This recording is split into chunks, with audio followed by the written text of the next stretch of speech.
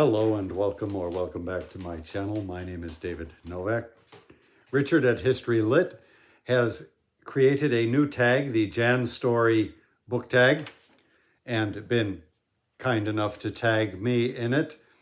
I just finished watching Bill Rutenberg's, of the Rutenberg Libraries, take on the tag and enjoyed it very much. He talks initially about a book that deals with the use of the telegraph in the Civil War, Lincoln's use of the telegraph.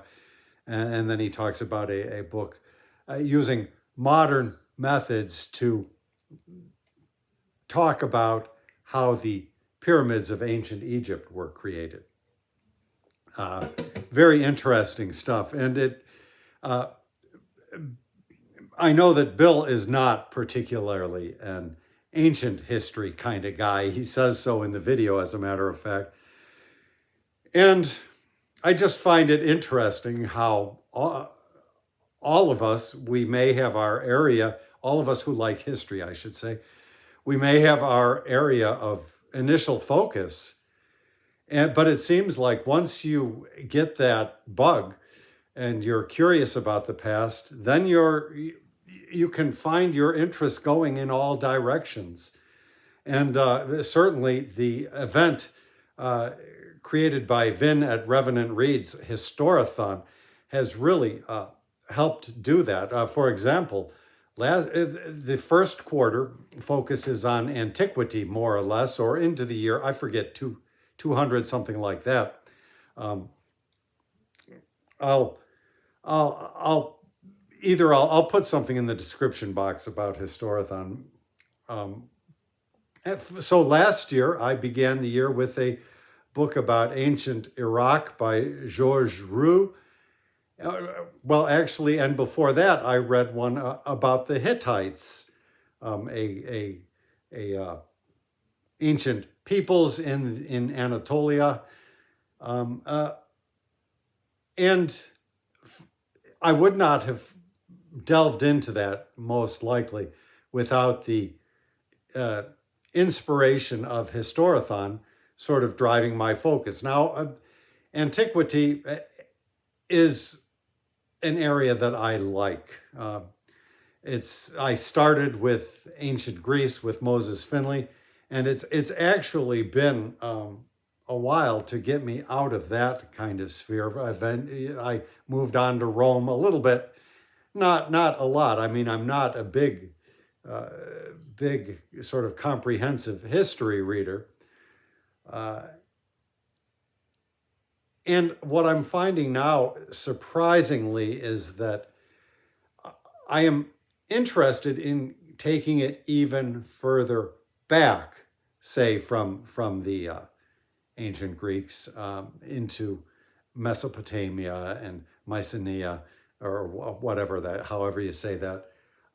And I would never have expected my interest would propel me in that direction. And this year I have a sort of set of books mapped out. Bill says he doesn't like to map out a series of books. Well, I do have that, and there's a good reason for it. I have a video somewhere talking about it. I'm going to focus on China, and I'm starting with the earliest. I have been reading, let me see. Sorry, I have a cat here, and if you hear that little bell, she wears a bell for some reason. So I've been reading the archaeology of ancient China. Come on back. This is the polydactyl kitty.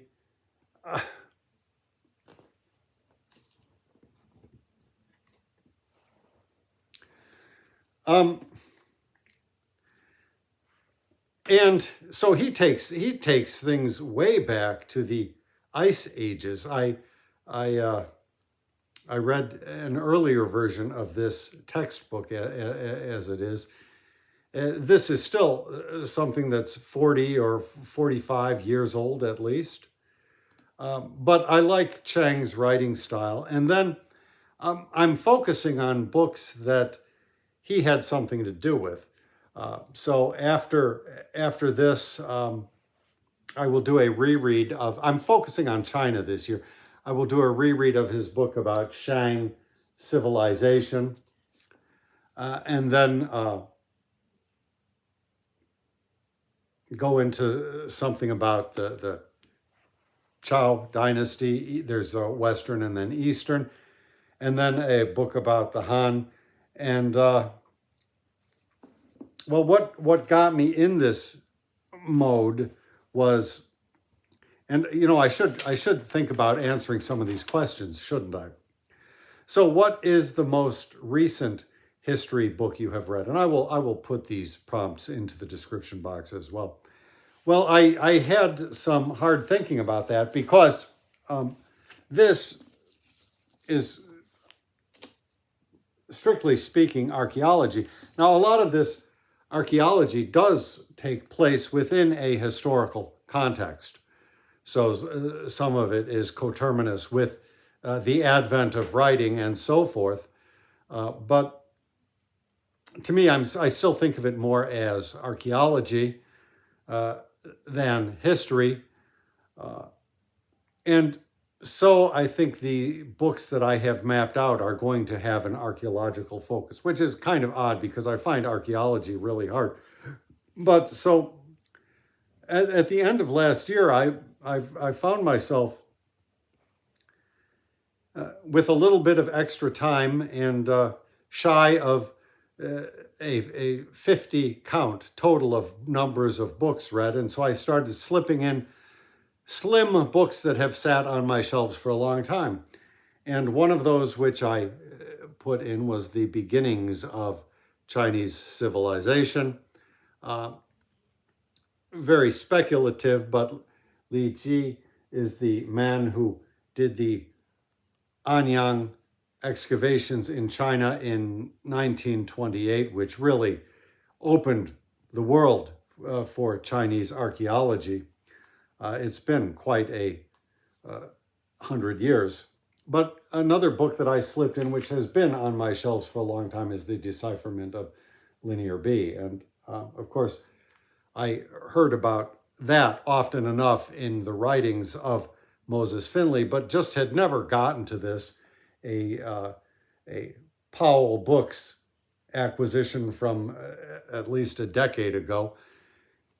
And I don't know if while these books would be filed in the history section, to be sure, I don't know how much I want to consider them as true history books. I mean, this is the history of the decipherment of Linear B, but it's not really history about the ancient world or anything like that.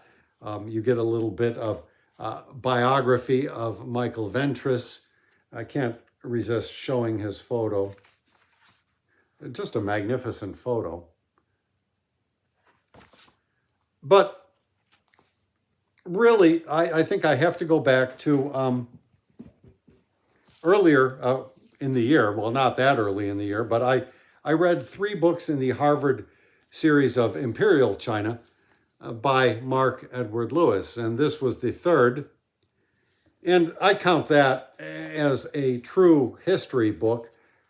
It's not history in the old way, where you would look at who the king, who the emperor, who the general, and so forth were. It talks a lot more about movement of peoples, technological advancements, that kind of thing. Sort of the questions that I am more interested in. Mark Lewis captures a dynamic era in which the empire reached its greatest geographical extent under Chinese rule. Painting and ceramic arts flourished. Women played a major role both in the court and in the economy, and China produced its finest lyric poets, and so forth. And I decided to interrupt, having read this thing and being so enthralled with it, I decided to interrupt my course on the Imperial China series and backtrack to all of the books of archaeology that I am planning to read. And as soon as I do all of that, and I've got the books lined up in the sequence I want to do it, simply because it is chronological and I want to take events as they came, so to speak, follow the developments. And I have no idea what to expect, because it is very much at least I believe it is, an archaeological focus, but we are moving into time periods where literacy blossomed, and certain of the great ancient Chinese classics came into being. So we'll see how that goes. But when I finish all of this archaeological series of books, somehow associated with K.C. Chang, he was the editor, he wrote some of them, he translated some of them, then I intend to go back to the Harvard series, Imperial China, and the first one after that will be this, The Age of Confucian Rule, by Dieter something. And each of the three books that make up the second half of the set are written by a different author. So I'm not sure how it will go. I really enjoyed the Mark Edward Lewis books. So what did I make of it? That's the other question. And I think it, and I can probably equally apply this to all three of those books. For me, it really was comprehensive. You did miss out on, I suppose, certain political actions. Certain rebellions were sort of, what is the word? Pivot points. So he would talk about events leading up to the rebellion. He would talk about events consequential upon the rebellion, failed or not, I can't remember. But he wouldn't necessarily focus that much on the rebellion itself. But he provided for me the first comprehensive view of this broad tapestry of Chinese history, which I have never had. And so I am hoping to continue this pre-dynastic stuff, not dynastic, pre-imperial stuff, the start of the dynasties, or would you rather I say dynasties, is what I want to really try to bone up on before I move ahead later in time. I'm less interested in more current stuff. As I said in another video I made, I have friends in Chicago who can tell me about the Mao era and that kind of thing. Perhaps I will read something at some point. Also, I should say that I am, as Bill does, I am reading simultaneously Francis Parkman's History of the French and English in North America, and enjoying it very much. It's he's very much tied into the way of seeing of his time. So he is very much writing a history of these, well, at the point where I'm at now, it's these benevolent, if albeit superstitious, Jesuit monks and their interactions with the savages. But given that much, I don't know how you can work around this. There is so much information in here that if you want to study the history not only of the white man in North America, but also Native American history. It just seems to me that you probably need to encompass this broad, again, let me say tapestry, this broad historical, this broad historical synthesis which he provides. I mean, he was of the generation of historians where they first started really using documents, trying to factually check them. I mean, I'm not saying, I think we have some evidence that Thucydides did compare a couple of documents or something like that, but you're talking about historians at an age when you've got archives. All of these people who were active on the scene, at least on the white side, were writing letters home. Afterwards they wrote books and stuff like that. And so Parkman really delved into all of that and, as I say, makes a synthesis. Now, I would not let this be the last word, and so I think it will have to be supplemented by something more recent and perhaps by something written from an indigenous voice perspective. But that's what I have been going on, and that is my ongoing project for the year. So I've answered the first three, I guess. Number 4 is, do you have a master plan for this year? And I think I kind of covered that as well. So I'm focusing on China. I'm doing the archaeology books. I've got a handful of them. And then I will ease into the rest of the Harvard series. I will continue with Parkman.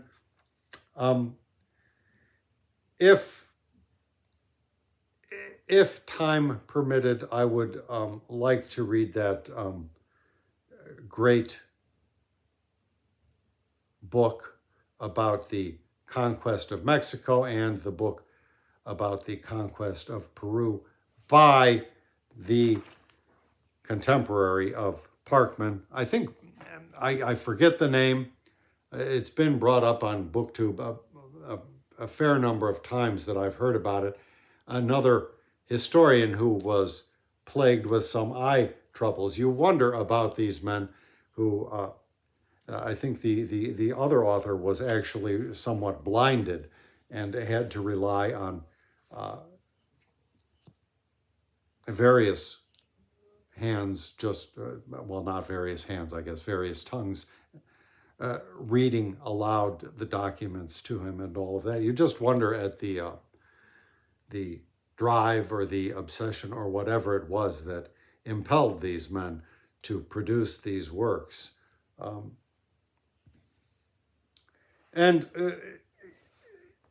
right now for my fiction read, I'm reading The Tale of Heike. I don't know if that's how you say it, but it's in contrast to The Tale of Genji, which is the only other big Japanese book I've read. I've read contemporary Japanese works. But in contrast to that, this is based upon history. And I often do find that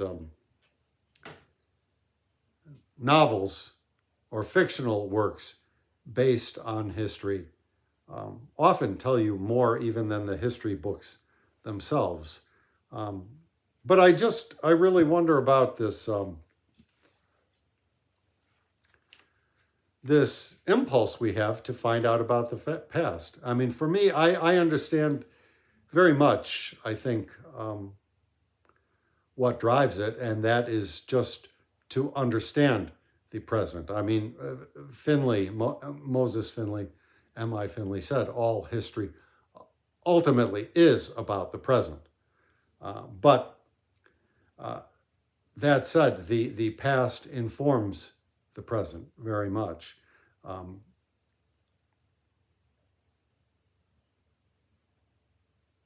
So,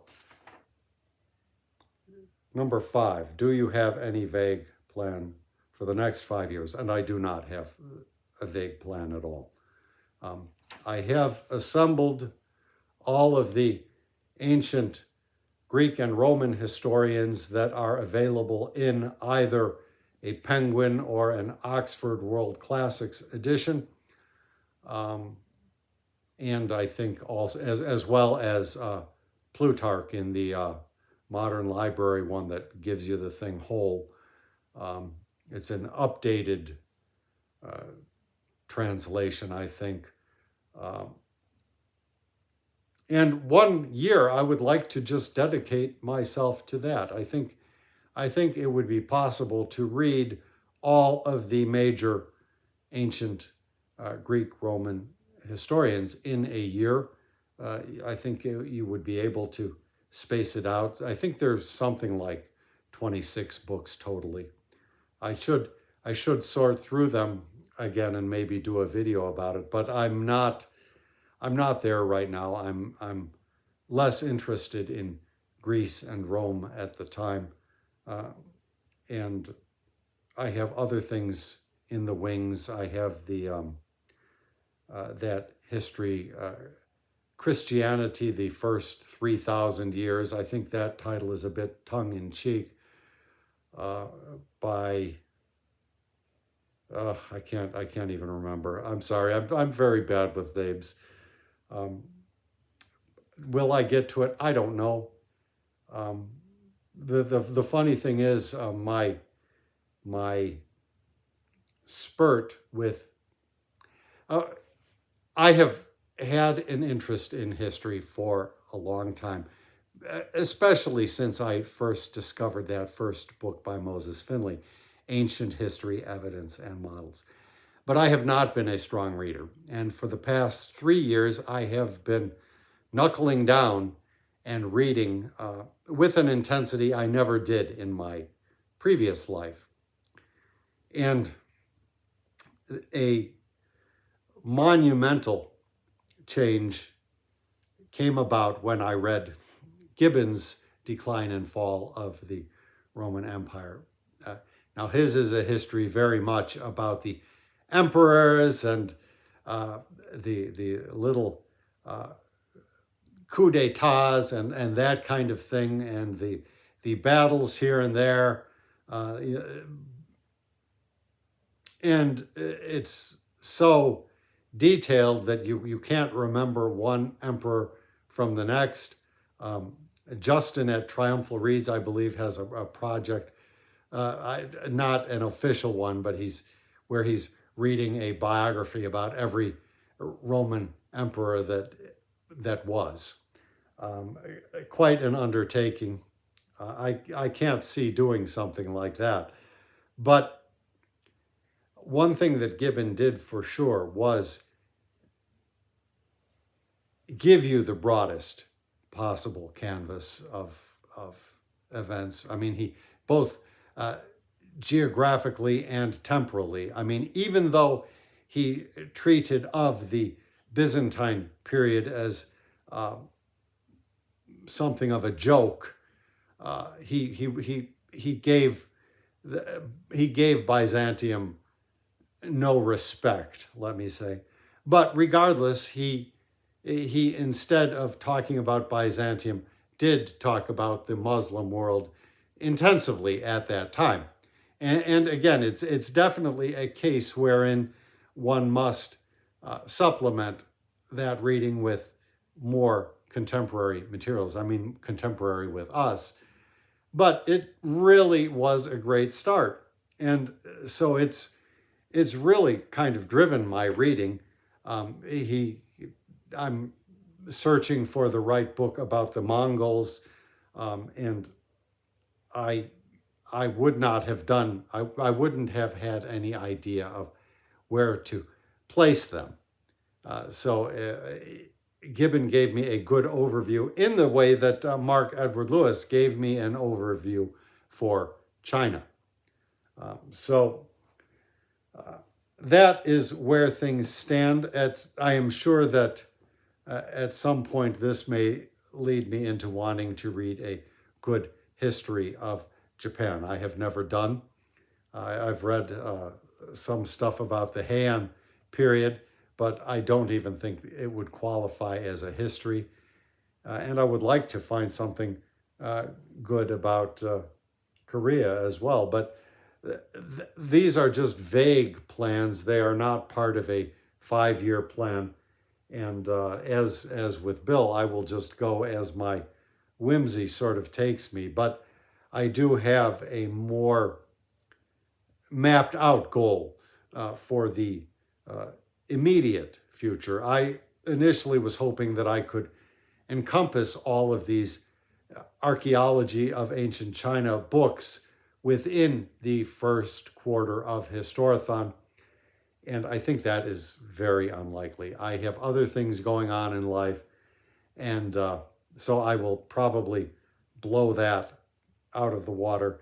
And then as far as the rest of the Harvard series, I don't know how much any of this will wind up corresponding with Historathon, but I do really like the framework that Historathon provides. And as we get into the final quarter, I may well try to read some World War II history, which I have a couple of books that have something I owned when I was in high school. One of it's a two-volume set, and I was incapable. I was curious, but I was incapable.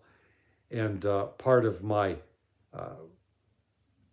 project of becoming a better reader has involved going back to many of these things that I saw or was aware of at various times in my life. I mean, I had seen Parkman at the library in Evanston when I was working up in Evanston, and it was impossible for me. The thing that one finds out, and Carl at Please Read Your Book was talking about.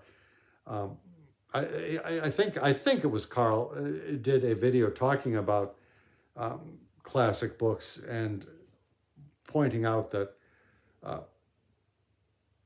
there's the intimidation factor before you have undertaken one of them, and you find as you begin to read some of these classic novels, classic works of literature, that they are a lot more accessible than you immediately realize. And I have a cat here, so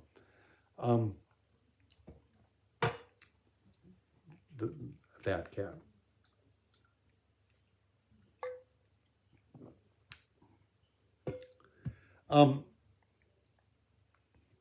And what I'm finding with history, I mean, not all history books are equal. Last year I read The History of the United States during the terms of Jefferson and Madison by Henry Adams, the grandson of John Quincy Adams. And it was a much harder read than this. It was a good read, and it was accessible. Part of what made it kind of a hard read was that each in their own way, neither Jefferson nor Madison was very much of an appealing protagonist. They were along the lines of anything that you see nowadays. I guess politics attracts a certain kind of mind.